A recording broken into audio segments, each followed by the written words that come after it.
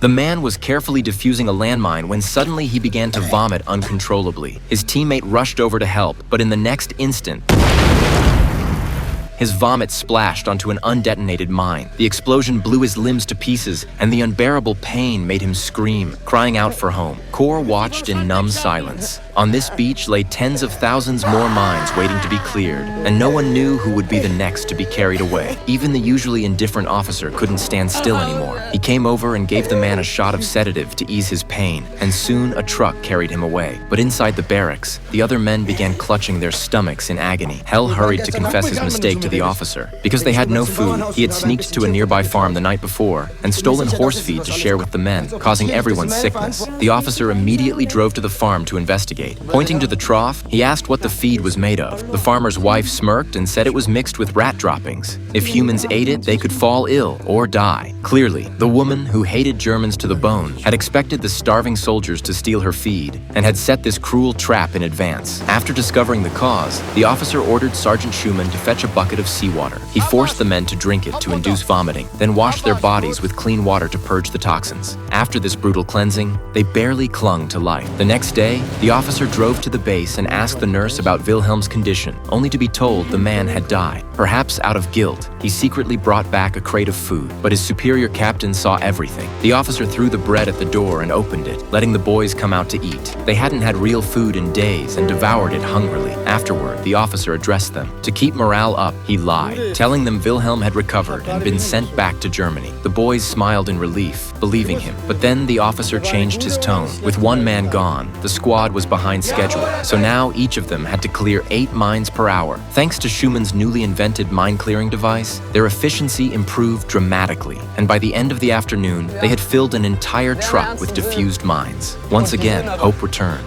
They began to dream about life after the war, believing that once every mine was cleared, they could finally go home. But they still underestimated how deep the Danes' hatred for Germans ran.